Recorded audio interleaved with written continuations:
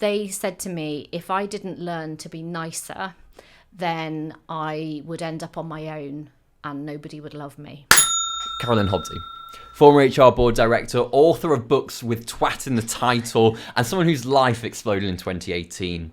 Now, as a self-professed reformed twat, what does being a twat look like in leadership, in the daily, that kind of goes unnoticed? I always think that our inner twat is the one that talks to us in our head. We all have that voice, don't we?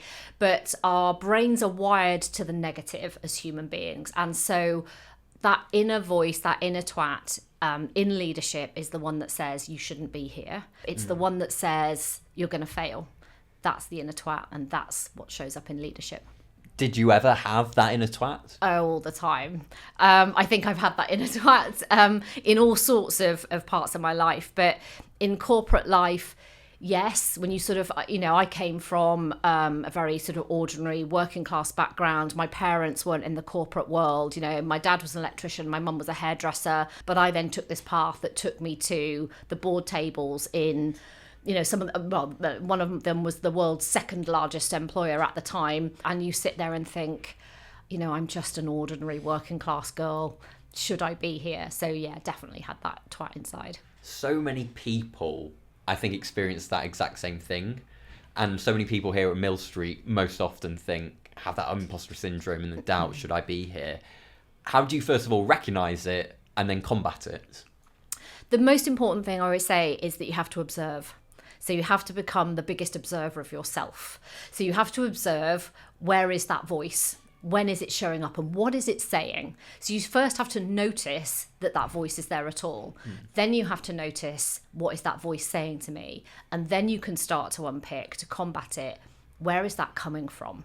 So what's the root cause of those words that it's telling me? Really, pretty much all of our beliefs about the world, but particularly about ourselves, are formed by the time we're about 7 years old. So you have to go back to, where did that happen? Was it something that a parent said? Was it a teacher at school? Whatever the voice is, there'll be a root cause for it somewhere that then starts to translate into your adult life of, I'm not good enough in some way. I was about 7 years old, and I was with a significant adult in my life. But they said to me, if I didn't learn to be nicer, then I would end up on my own and nobody would love me. And that's where mine came from. Looking back, that was a while ago, but where you are now, what does that feel like, just to say out loud? I feel sorry for that little girl. I feel sorry for the fact that, she took that on board and believed it. Just notice how those patterns then started to repeat, because I spent my time trying to be nice. I was a people pleaser. I tried to stop people from leaving. And so therefore I put up with lots of behaviours, both at home and at work, where it was really just about trying to get people to love me and stay. So what was the moment that made you think, I can't be nice anymore? When my world imploded in 2018, I lost my job because I had a boss who was a bully and I stood up to him. And at the same time, my partner who I was with at the time, we were selling our house and looking for another house. And he just walked into the bedroom one morning and said, when the house is sold, this is over. We're over. You'll never see the children again. That's it, it's done. So in the space of 10 days, I lost my job, my partner, my home, and my stepchildren, all in the space of 10 days. So my world just spectacularly imploded, and it became an unraveling and an unpicking of really a repeated pattern of behaviour around that made me realise that something had to be different. Take me back to that moment when you're left standing in that empty house. What does it look like, and what's the first thing that you do?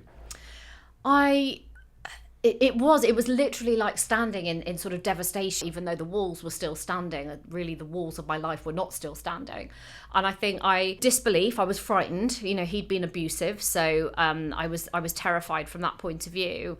Actually, the first thing I did was reach out to a friend. And I think that we never underestimate the power of our friends, because they're the family we choose, right? And actually, I think the first thing I had to do was ask for help, and that was really hard. You know, I had a fantastic high-flying job. I was the one that helped other people. I worked in HR. I helped other people. So asking for and accepting that help was kind of the first thing. Really just say it out loud. I think that's the thing. Just to say it out loud, to accept what had just happened to me. In the lead up to 2018, how did your body react and give you those warning signs? Constant stress, living on adrenaline all the time. And again, it was really easy from the home situation to justify it because work was stressful. I was ill a lot of the time, like low level ill, not like off at work kind of ill, but unwell a lot of the time, just feeling run down. Stress dreams. I used to have a lot of stress dreams. Where my body's like, again, processing stuff and trying to tell me stuff at night. So it was a mixture of things that just weren't quite right. I just felt exhausted a lot of the time. You say that your boss was, or the best boss that you had was a man who cried at work. That's completely opposite to the stereotype of a strong leader, especially a male stereotype leader. Do you feel like this is changing, or do you feel like there are still aspects of masculinity which need to be presented in leadership? I think there is so much that needs to change about leadership. There is so much that needs to change about our definition of masculinity in society. We're struggling to understand what masculinity is, and therefore I think it's time that we sort of redefined it. So in the past it has been, you know, protect and provide, and to be strong, have a mask, shut up. But I also don't think as a society that we can sit there and go, you know, shut up, say nothing, be strong. Oh, but by the way, also be vulnerable and speak up, and please, like, speak up if you've got issues with your mental health. And we are so hypocritical about that. I think about we tell men that they need to speak up and be vulnerable, particularly when it comes to their mental health. But then we provide no space for that. We don't provide them with any of the tools about how they do that. So I think the whole thing around leadership needs to shift. We need to redefine what it is. I think we need to unpick this kind of, it's a bit of a bastard blueprint is what I refer to it as, that leaders need to be a bit of a bastard in order to A, become a leader in the first place, and B, be respected and stay as a leader. And I think that's absolutely not what's needed, and definitely not what's needed to lead the generations coming through, because they don't want that. They don't respond well to that. They're also clinging onto their roles because I think men a lot at the moment are being told that they are irrelevant now and negative. But at the same time, they sort of know that they're leading this new generation who want something very different, and they don't know what to do with that. And that's kind of the space that I'm now operating in. That's like, let me help you kind of bridge that divide. It's interesting what you say about having curious conversations, because I feel like in this current climate, there's almost a direct war between masculinity and femininity. I think always come at things with good intent, and always assume good intent. If there is anger, let's try and understand where it comes from. Anger usually comes from a place of fear. Women that go around doing the whole let's smash the patriarchy just make me want to curl up in the corner and just go, no. I do not want to be associated with that at all, because I think it's so unhelpful. It pits men against women. It puts men into a place of defensiveness, and the cause of women will never ever improve if we've got men feeling like they have to fight and defend themselves. Let's start bridging that divide by, like I say, the curious conversations. I think ask questions and like understand why. I mean, ultimately, it is our right to disengage. You know, if somebody absolutely doesn't want to be reasonable, then hey, then they're never going to be your tribe, okay?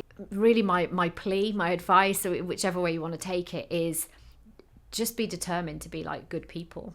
You know, let's turn up and be good humans. But I think if enough good men do enough good stuff, in the same way that if enough good women do enough good stuff, then good will come of it, right? Speaking of having these conversations, what's the first conversation or the things that mothers and fathers should say to their sons about this? I think the most important thing for me is about, like, you do have value. I think that's the thing. I think that's possibly what I think that young men start to doubt. Really? That they have, do I have value? Because society's sort of telling them they kind of don't. They're just a problem. They're, like you say, you're a burden. So I think talking about their value, but also I think talk about their values. When you're maybe just no longer in a room at any particular point, what is it that you want people to say about you when you're no longer in that space? And then from there, you can go, so how would you need to behave in order to get that legacy? Because then you start to relate it directly to action. And I think even with a young man, you can go, when you've been around to your mate's house, what do you want your mates to say about you? What do you want your mates' parents to have thought of you after that? What do you want your teachers ultimately to have thought of you? Anybody that they see as somebody important. What as parents, as mum and dad, what would you like people to be saying to us about you? Okay, let's start with that. And if those are the things you want people to say, how do you think you might go about getting people to say that stuff about you? How would you need to behave? What are the things you'd have to do?